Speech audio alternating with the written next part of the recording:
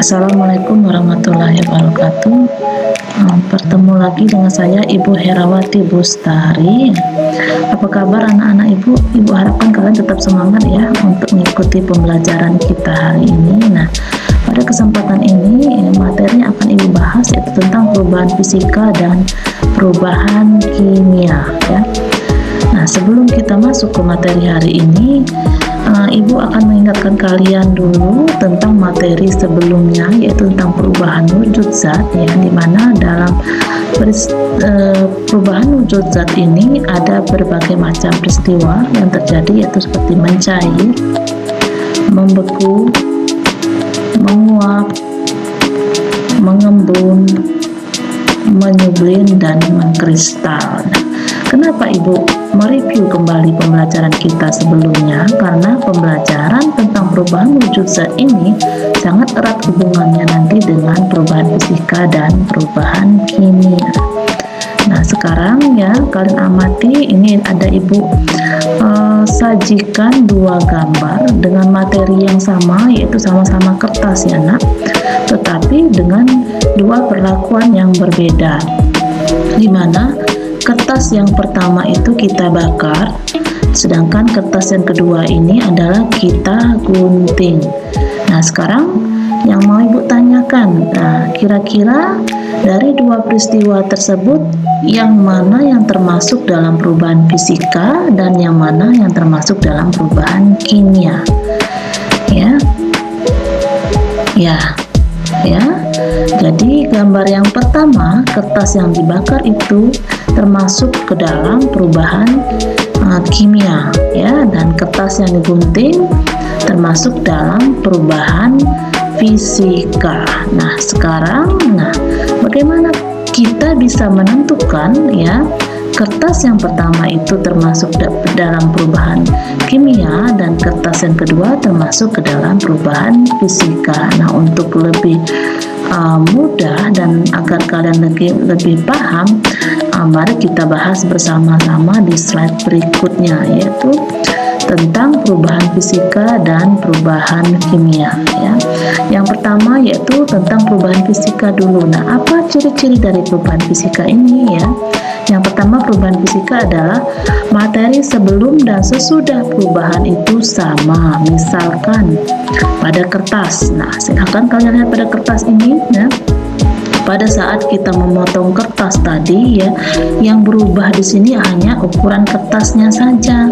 Tetapi di sini ya sifat materi pada kertas tersebut tidak berubah di antara kertas yang berukuran besar tadi dengan kertas yang dipotong kecil ini ya. Nah, selain itu juga contoh yang lainnya yaitu es batu. Nah, sama ya, pada es batu ini hanya terjadi perubahan wujudnya saja dari cair ke padat ya, tetapi sifat materi pada air dan pada es batu ini tidak berubah ya. Yang berikutnya, ciri yang kedua yaitu tidak terbentuknya zat baru. Contohnya pada saat kita melarutkan gula ke dalam air ya. Nah, saat kita melarutkan gula ke dalam air ini termasuk dalam perubahan fisika ya nak. Kenapa demikian? Karena ketika kita melarutkan gula ke dalam air ya, larutan gula masih mengandung air dan gula dan tidak ada zat lain yang terbentuk di sana. Sifat air masih bisa kita lihat ketika kita menuangkan air ke tempat yang lain, dan larutan gula ketika kita minum kita bisa merasakan ada rasa manis di situ. Nah, berarti di dalam larutan gula itu terdapat gula ya. Itu untuk perubahan fisika. Nah, contoh yang lain perubahan fisika ini di sini ya, contohnya itu saat ini ya kita memotong kain untuk dijadikan pakaian atau baju ya. Berikutnya adalah yang tadi gula yang dilarutkan ke dalam air. Terus ini batu ya yang kita potong-potong menjadi ukuran lebih kecil ya. Nah, contoh yang lainnya. Nah, ini contoh yang lainnya yaitu yang terjadi pada perubahan wujud zat yang sudah Ibu sampaikan di awal pembelajaran tadi ya. Jadi semua perubahan wujud zat ini termasuk ke dalam perubahan fisika. baik itu mencair, membeku, mengembun, menguap, menyuplim, dan mengkristal. Kenapa perubahan wujud zat ini dia termasuk ke dalam perubahan fisika? Karena di sini dalam perubahan wujud zat hanya bentuk atau wujud zatnya saja yang berubah, ya. Nah, yang berikutnya kita masuk ke perubahan kimia, ya. Apa tanda-tanda perubahan kimia, ya?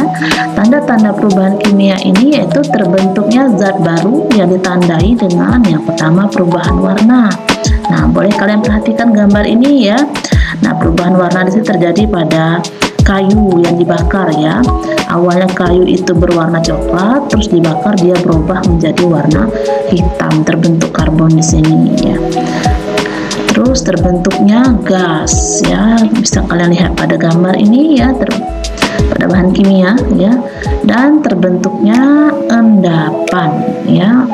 Nah, berikutnya contoh yang lain dari perubahan kimia, ya, yaitu nih besi yang berkarat. Di sini terlihat terjelas, ya nak, sudah terlihat jelas yaitu terjadinya perubahan warna pada besi yang berkarat, ya, dan terbentuk zat baru juga.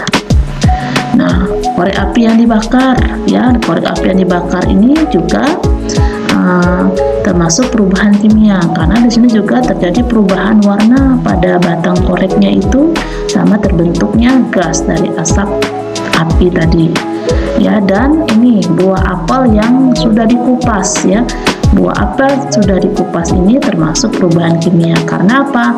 Lama kelamaan buah apel ini dia akan berubah warna. Nah, itulah tadi tentang perubahan fisika dan perubahan kimia. Ibu harapkan kalian bisa memahami materi yang Ibu sampaikan hari ini, ya. Nah, akhir kata Ibu ucapkan wassalamualaikum warahmatullahi wabarakatuh. Tetap semangat, ya, salam bahagia.